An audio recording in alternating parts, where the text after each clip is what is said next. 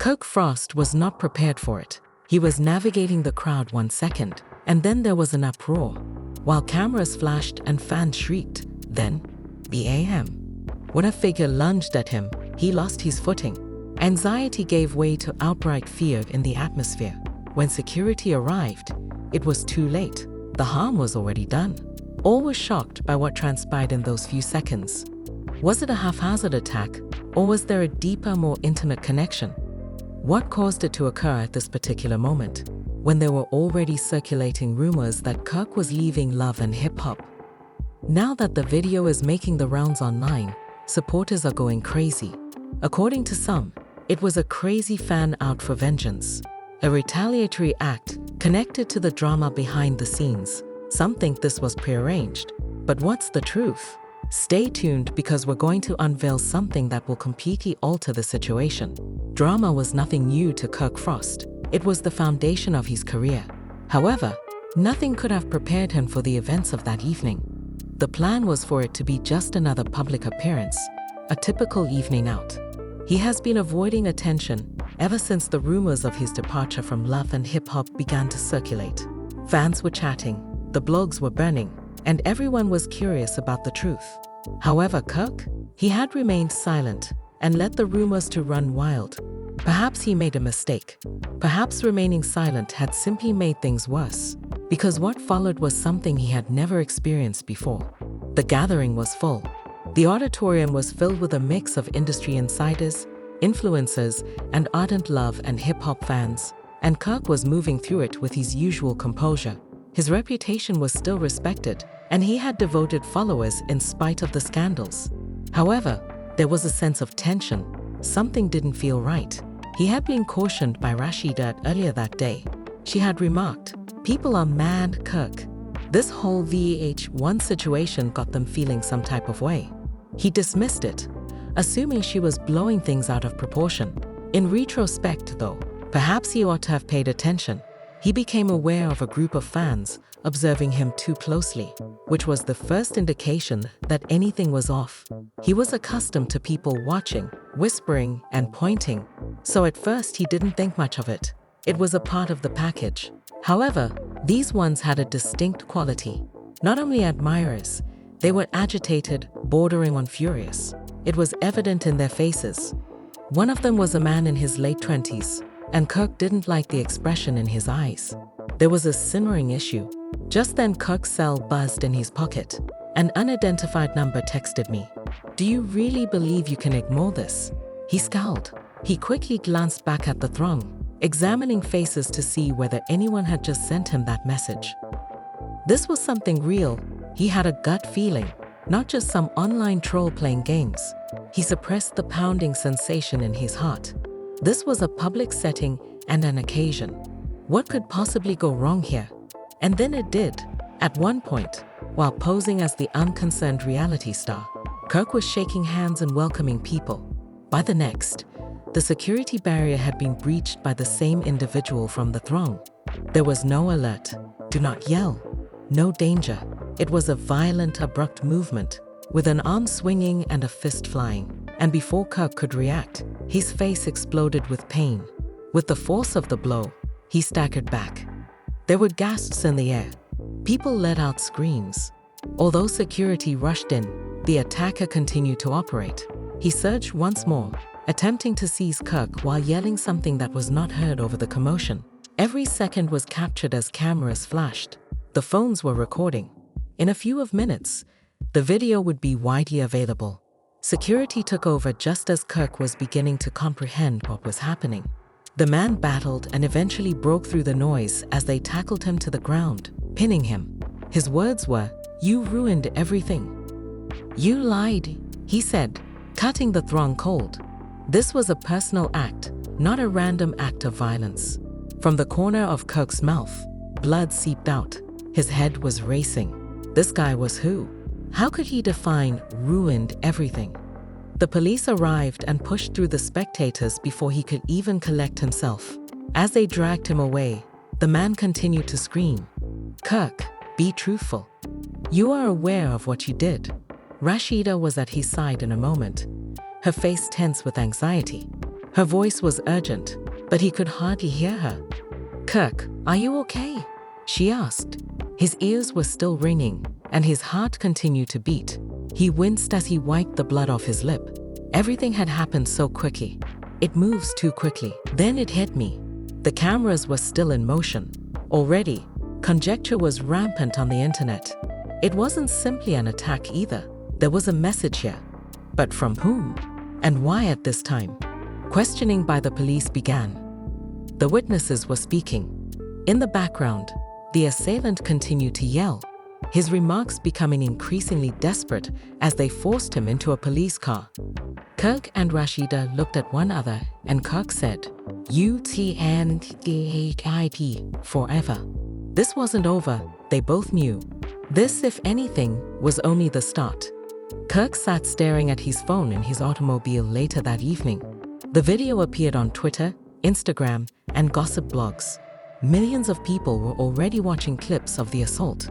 Kirk, however, was not concerned about it. The influx of DMs was the cause. Messages from burner accounts, many of them. "Watch your back. This is just the beginning. You think we'd forgot?" His blood froze. He'd worked in the field long enough to recognize when something was just internet chatter, and this. Something felt odd about this. Someone had something to say. Additionally, their first warning had been sent through a public attack. A fresh notification appeared. The account wasn't a burner this time. Kirk hadn't communicated with the old acquaintance in years. "You must leave town because they are coming for you." Kirk's hands clenched around the phone. He had gotten himself into what? Kirk read the message again, his hands tightening on his phone. "They are on their way to you. You have to get out of town. Now." His heart thumped in his ears. This wasn't just any old troll. This was someone with knowledge. Someone who had been in the vicinity long enough to issue a warning. But in what circumstance? Kirk certainly had his share of industry foes. But this? Something felt odd about this. This went beyond simple business politics or a botched agreement. This was a private matter. Rashida's voice brought him back to the present. Staring at him with a mixture of worry and rage, she was holding on to the steering wheel. "We need to discuss, Kirk. Now." He could tell she was suppressing something, even though she had been silent since the incident.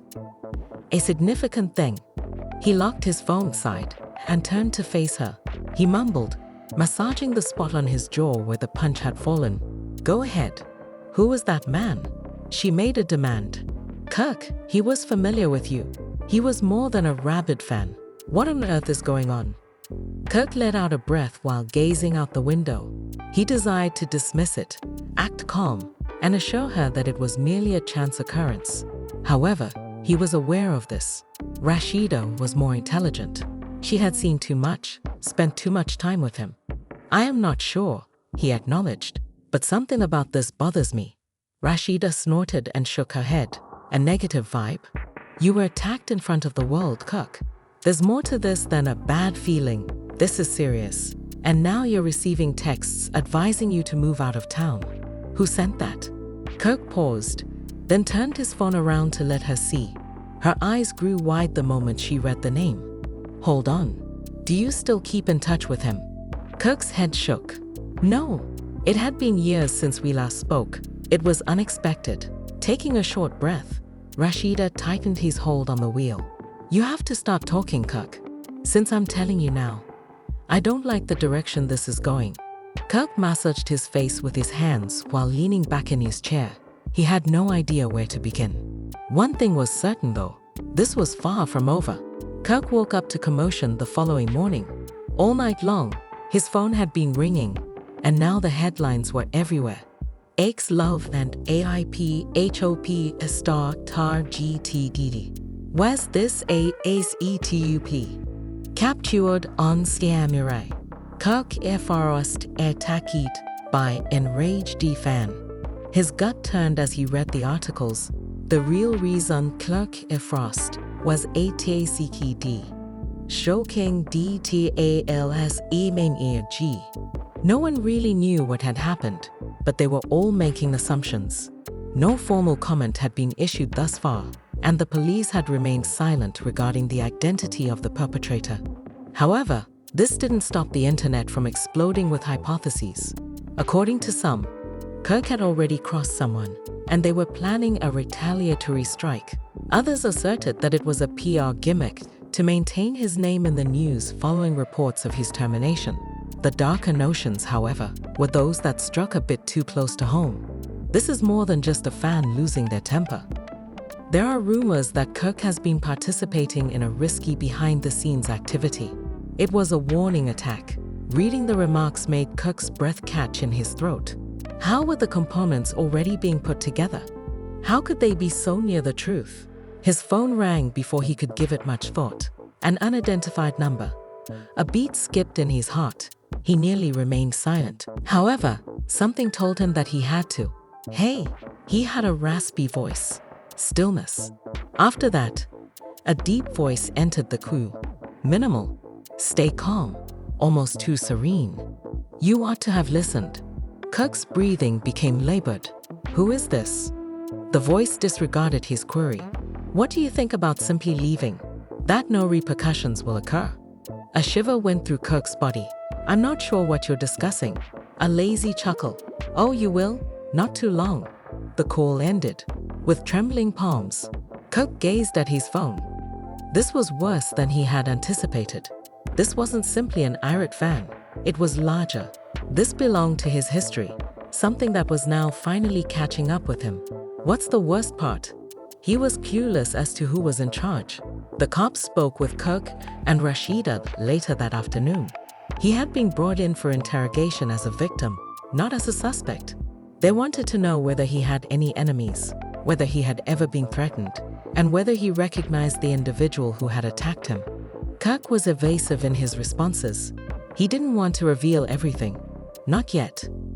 He was apprehensive, though, because of the way the officers stared at him. They were not revealing all that they knew.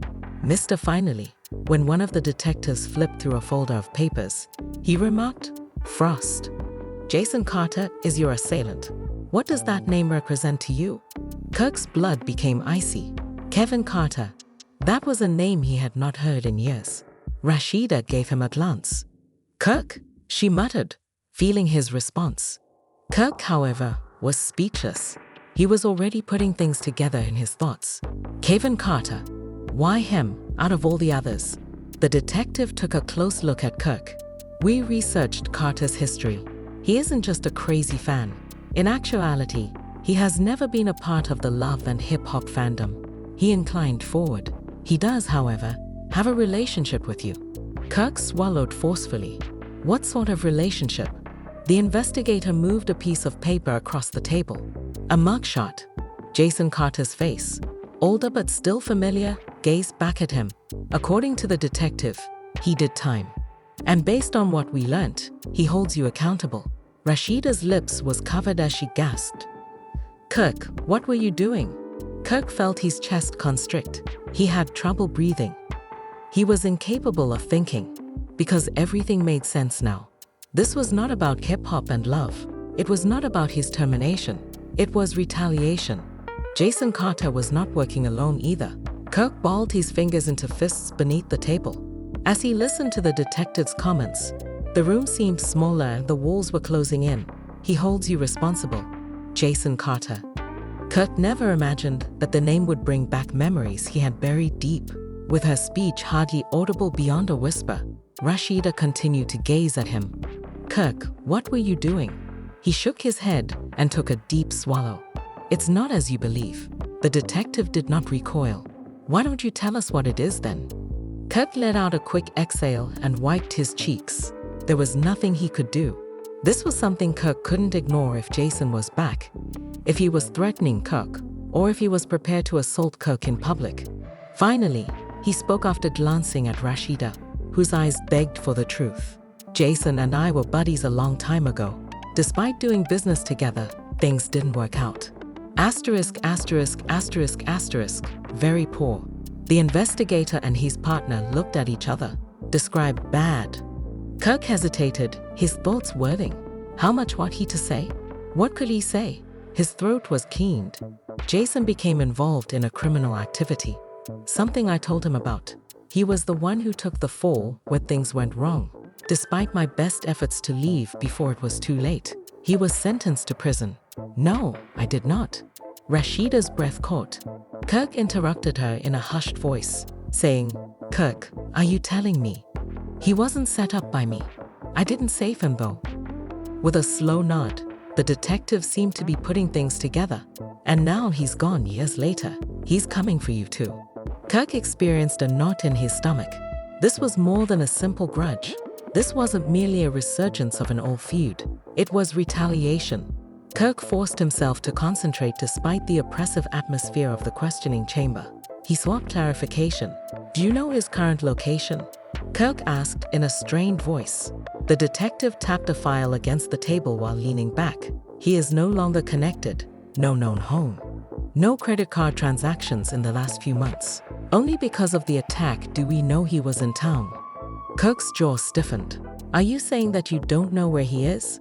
Have no idea what he'll do next? The investigator's gaze narrowed. We're attempting to determine that. But you must exercise caution if Mr. Frost is truly pursuing you. Considering that last night was merely a warning, his head was shook. You might not have as much luck the next time. Taking a fast breath, Rashida clutched Kirk's arm. We must depart from the town. Kirk's head shook. No, he wants precisely that. He is trying to frighten me. I should run, he says. That's not what I'm offering him. Rashida shattered her voice. I'm not playing a game, Kirk. This individual made an attempt to harm you in public. You're getting threats from him. What occurred if he returned? She was interrupted by a strong tap at the door. What would happen if? Holding a phone, one of the cops intervened. This is something you must see, sir. The investigator scowled as he put a video on play on the phone. Leaning forward to observe, Kirk and Rashida felt their blood run cold. The tape was from the previous night's security. An alternative viewpoint, one the general public had not yet seen. They could see Jason Carter prowling close to the venue's entrance in the grainy black and white footage, which was taken long before the attack. However, that wasn't the worst aspect. He wasn't alone, which was the worst part. A second stranger stood next to him, their face hidden behind a hoodie. After a brief conversation between the two men, the cloaked figure gave Jason something. A tiny, hardly perceptible thing. Kirk's stomach fell. Stop it. Close up. The detective followed his instructions, and Kirk felt the air escape his lungs as the sight cleared. The object was a key. The first to speak, Rashida's voice trembled. What is a key to? Kirk didn't respond. He didn't need to. He knew already. Because of that key, he was going to his office. His heart pounded, and he leaped to his feet. We must leave. Now. Before the detective could react, Kirk had already left the house, followed closely by Rashida. With a terrible notion running through his mind, Kirk fumbled for his keys as they ran to the parking lot. Jason sped down the road before he could even finish the thought, assuming he had access to his workplace. With a desperate voice, Rashida grasped the dashboard. Kirk, go more slowly. But what if he remains? Kirk's hands gripped the steering wheel more tightly. I'll take care of him after that. However, he secretly feared what he would discover upon arrival. Kirk's worst dread was validated when they finally arrived at the building after what seemed like an eternity of driving. There was an open door to his office. Not activated, not coerced, just unlocked. It was as though someone had just stepped in. Rashida took his arm in hers. Wait, Kirk. We ought to contact the cops. Kirk's head shook. No time. He pushed the door open and entered, his heart racing. It was dark and hauntingly quiet in the office. Drawers were half open and papers were strewn all over the desk, as though someone had been looking for something. Then he noticed, occupying a central position on his desk, one envelope, black. Rashida took a sharp breath. What is that? Kirk reached for it after swallowing forcefully. He pulled out a folded piece of paper, his hands shaking as he unwrapped it. It has 4 words written in crimson ink. Kirk, it's not over yet. Rashida backed up unsteadily. He was present. Kirk's jaw tightened as his thoughts raced. Jason had gained entry, looked over his belongings. A message was left for him. What was he searching for though? What was he going to do next? Before Kirk could respond to that query, his phone began to vibrate. An additional unidentified number. Before responding, he paused just a moment. "Hey!" Silence. Then came a chilly voice. "Do you like the memories?" "Well, you ought to, because that's all you'll have left shortly." The call ended. Kirk stood motionless, breathing heavily. With a pallid face, Rashida gripped his arm. And in that instant, one thing became frighteningly obvious. Jason Carter has more in store than retaliation. He returned with the intention of ruining Kirk's life. The ominous silence lingered in the air like a ghostly whisper, and Kirk's hold tightened as the connection ended. He felt his heart thumping so violently that it would explode from his chest. Rashida muttered, her voice shaking, her nails digging into his arm. "Kirk, what is he saying? What memories?" Kirk swallowed hard as his thoughts raced. Not only was Jason pursuing him, but he was also uncovering a larger mystery that had been suppressed for many years. The enigmatic letter, the terrifying phone call, the office break-in. Jason wasn't merely threatening. He was engaged in a game, a match that Kirk wasn't certain he could win. A piercing sound interrupted the silence before he could respond to Rashida. The door was knocked on. They both went cold. Rashida's hold on his arm became more firm. "Don't, Kirk." However, it was too late. Kirk took cautious, slow steps towards the door. He groped for the knob while his pulse roared in his ears. He paused, only a moment, and then he pulled it open. Not a thing. The corridor was deserted. However, Kirk became aware of it as he let out a sigh of relief. On the floor is a small, unlabeled package. Rashida retreated one step. "Kirk, please don't touch it." However, Kirk was unable to ignore it. He lifted it up with unsteady hands and carefully tore off the brown paper. A USB drive was inside. After a strained look between him and Rashida, he went to his laptop and plugged it in. The sight of a single video file on the screen made his breath catch. Not a title, not a description. It was only a timestamp from earlier in the day. With hardly a second's hesitation, Kirk clicked on it. They felt a chill run down their spines when the video started to play. It was video from security, from their home. With a gasp, Rashida's hands shot to her mouth. Oh my God! The camera wasn't theirs because the footage showed the house from an unfamiliar perspective. It had been planted. A person had been observing them. Earlier that day, Kirk watched Rashida and himself leave the house, and it made his stomach turn. They had just driven away when a figure entered the picture. Jason was there. There was no mask on him. He wasn't lurking in the dark. He desired their attention. He approached and tested the handle of their front door. The door was locked. He did something much more evil, though, than break in. He looked in the direction of the camera, and he grinned. Then his lips moved as he leaned in, but there was no sound. Only words that were meant to be heard by them. Kirk looked at the screen while his hands shook. You can read his lips, right? What does he say? Rashida's tone was hardly audible of a whisper. You should have let me in, he says. An unsettling insight swept over them. It wasn't simply Jason who had broken into Kirk's office. He was at their house, holding out, looking on. With his whole body tensed, Kirk slammed the laptop closed. That's all. We are heading out. Rashida snatched up her suitcase without thinking twice. Where exactly should we go? Kirk clenched his jaw. Somewhere we won't be discovered. They fled the workplace in a hurry, paranoia gnawing at them at every turn. Did Kirk sense that Jason was observing them? Was he ahead of schedule already? Rashida clutched her phone as they took off in the automobile. I'm phoning law enforcement. Her phone began to vibrate as she was dialing, though. An updated message from a number that was not specified. Slowly, she opened it. Her blood also became frigid. A live snapshot was taken of them. Taken only a few seconds ago. From their vehicle. Rashida's voice was a choked whisper as she dropped the phone. He is present. Kirk's hold on the wheel became more firm. As his mind raced, his knuckles went white. In what way? In what location? He was about to react when a car smashed into them from behind. The force caused their tires to squeal as they skidded across the road. Kirk's heart pounded in fear as he struggled to manage the car while Rashida shouted, another hit. One more. Jason did more than simply follow them. He was going after them. In an attempt to turn into a side street, Kirk jerked the wheel, but the other vehicle persisted. They were trapped in a box. No place to go. Go crash. They went out of control after the last impact. Before Kirk could even brace, everything was flipped upside down. Glass broke. Metal crushed. Then the darkness. Upon gradually regaining awareness, Kirk's first impression was the sound of sirens. His vision was fuzzy, and his head was pounding. Rashida. He twisted his head and felt a wave of panic.